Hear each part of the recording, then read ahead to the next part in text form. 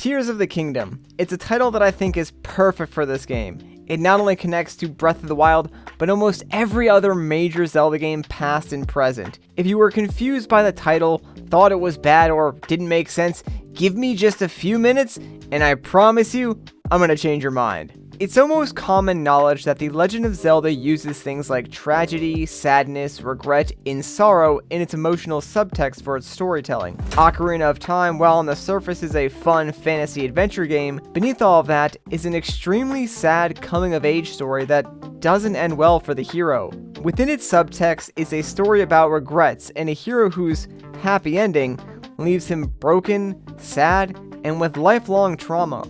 Link was forced to grow up and lost his childhood innocence in an instant. Even after Zelda sends him back in time at the end of the game, he can never regain that which was lost and is forever haunted by the memories of the adventure that no one else even knows happened. His only companion from that time, Navi, leaves him, and with no one else to turn to, Link frantically searches for her and ultimately ends up in an even worse situation. Majora's Mask is entirely built upon the idea of impending doom. Link arrives in Termina after a dangerous encounter with the Skull Kid that leaves him extremely disfigured. One of the first things he hears is that he's met with a terrible fate. Leaving the clock tower, Link is face to face with the devastating reality that the moon is set to destroy the world in just 3 days. Both physically and emotionally, Link is stuck. He can't return to his carefree days of his childhood. He is forced to bear this unfair burden and save the world again. The worst part is, you can't run away.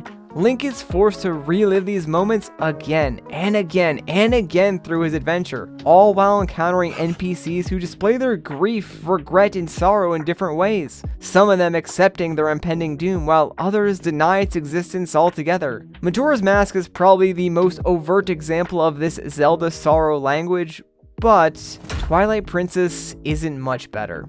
The opening of the game features Link and his father-like figure talking about the loneliness and regret-filled thoughts that are associated with dusk falling, the twilight if you will. The entire game is built upon the surrender of Princess Zelda, who gives up her kingdom to the powers that be to stop the loss of innocent lives, an act made with good intentions, but ultimately leads the kingdom to ruin. The hero shade, by Nintendo's own admission, is the embodiment of the hero of time, who is filled with the regrets from having never passed on his wisdom to those who came after him. And on top of that, the game showcases the power struggles to be, like Link and Ilia turning on each other at the side of the Triforce, Ganondorf using Zant as a puppet to achieve his dark desires, and even Midna, who seeks out the fused shadows, power that she herself is incapable of controlling, and ends up completely killing Zant by violently ripping him apart. These power struggles highlight both the fragility, hopelessness, and despair that plagues the Kingdom of Hyrule constantly. Even Wind Waker, the bright and cartoony Zelda, is built upon the destruction of old Hyrule. The Endless Sea is merely a tool used by the gods to try and contain the evil that was Ganondorf.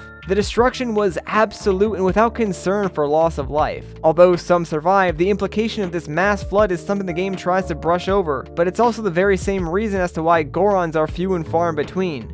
After all, how could a rock survive a flood? The kicker is, the gods' plan didn't even succeed. Ganondorf survived, and once again, it's up to Link to stop this threat. Not with divine power, but with a sword to the skull. Fast forward now to Breath of the Wild. The latest installment in The Legend of Zelda is no stranger to these themes of sadness, regret, and sorrow. The entire game is set in a post-apocalyptic world. Similar to the adult portion of Ocarina of Time, Ganon has already won.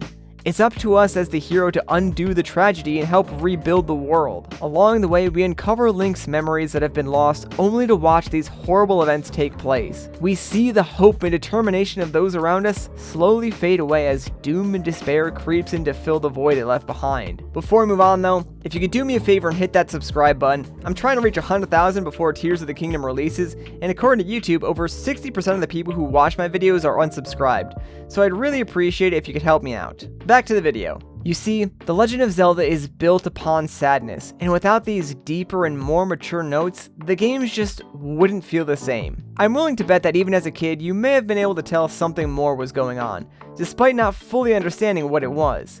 And that's what makes Zelda stand out from other games and what makes it feel special. Of course, these themes are supported by the game's brilliant use of symbolism and visual storytelling. tears are pretty commonplace in The Legend of Zelda, both in a literal sense as to when a character is crying, as well as symbolically, like when a tear is an item or a representation of something else. Other times, it can even be both simultaneously. In Majora's Mask, for instance, the moon's tear is simply used as an item to start a trading side quest. However, that doesn't prevent it from hiding a deeper, more symbolic meaning. The tear in this case represents the true nature of the Skull Kid. In a sense, Majora has taken over Skull Kid's body and is the root and cause of all the damage, destruction, and doom that is currently befalling the land of Termina. At his core, Skull Kid may be sad, alone, and a bit mischievous, but without the mask amplifying those feelings, he wouldn't actually cause harm to anyone. This tear shows the inner regret and the true nature of the Skull Kid. It shows how things like depression, loneliness, and fear can control a person and have them act in a self-destructive way, even if they know deep down it's wrong and only causing more harm. In Twilight Princess, you collect Tears of Light. Collecting these tears restores a guardian spirit and purges the area of Twilight. Tears in this case have a restorative or healing property. By collecting these tears and bringing them back to the spirit, you can make the argument that Link is confronting this trauma instead of shying or running away from it. In doing so, he begins a healing process. Furthering the idea of tears being essential to both healing and growth is the Great Fairy's Tears. This bottle item not only heals Link completely, but it doubles his strength, showcasing that while trials and tribulation can be damaging and difficult, surviving these ordeals often results in both mental and emotional strength. However, my favorite moment of the game comes in its grand finale. Here, Midna uses her physical tear as a tool to shatter the connection to the Twilight Realm, symbolizing the completion of the healing process, as the connection to those memories or traumas are finally broken and put to rest. Skyward Sword has a similar mechanic with the Goddess Tears. Goddess Tears are a collectible that Link must obtain to go through spiritual growth. After collecting all the tears at the end of a trial,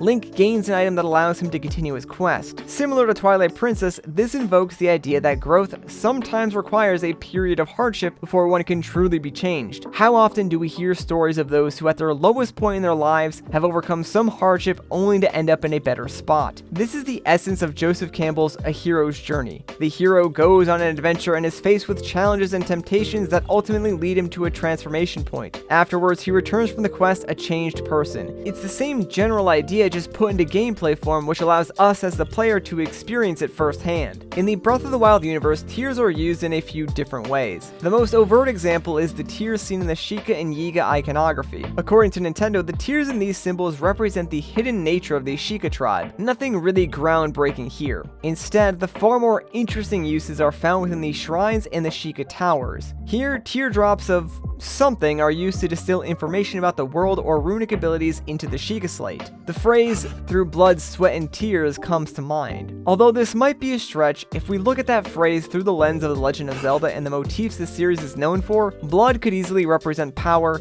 sweat could represent courage, and tears, wisdom. From that perspective, the tower's tears are wisdom and knowledge from the past being bestowed upon Link, which also ties into Zelda's character, since not only is she canonically the wielder of the Triforce of Wisdom, but also the one who is heavily involved in the Sheikah Slate research throughout the game. Not only that, but Zelda's tears seem to have some sort of restorative property as well. In Age of Calamity, it's her tears that revived Teriko, and while I do understand the canon of that game is called into question, as part of the Breath of the Wild legacy, I figured it was worth mentioning. Now that finally brings us to Tears of the Kingdom, where tears are directly at the forefront of the game's iconography. The 7 tears that surround the owl-like figure clearly represent 7 important objects. What those are at the moment is currently unknown, but that doesn't stop us from analyzing other symbolic aspects of tears in this game. Even the phrase Tears of the Kingdom could be literally referencing the tears of those inhabiting Hyrule, but I don't think that's the case. The game's visual language looks a little too bright in my opinion. Thinking back to how Breath of the Wild was initially showcased, Nintendo made it very clear up front that the game was a tragedy and it was going to be about fixing the aftermath of the Great Calamity. Contrast that to Tears of the Kingdom, and besides Hyrule Castle and Death Mountain erupting with malice, the rest of the trailer seems to be extremely colorful and,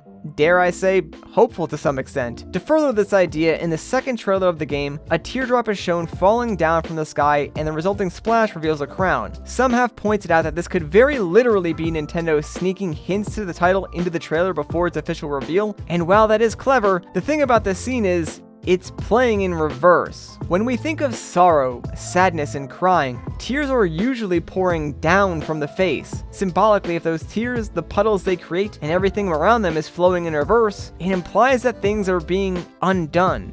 In a sense, a restoration is occurring. After all, wasn't that Zelda's goal at the end of Breath of the Wild?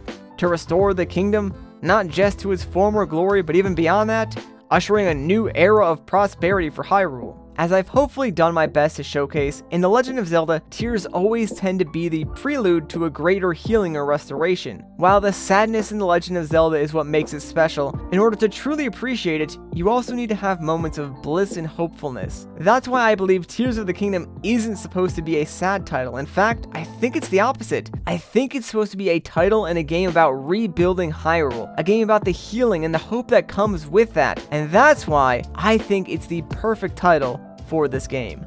Anyways, I think I'm going to leave things here. If you guys enjoyed that video, a like rating would be greatly appreciated. If you want to see more of my videos, there will be one on screen right now. Go ahead and check it out. I think you'll like it. As always though, I've been Matt. Thank you so much for watching, and I'll catch you in the next one.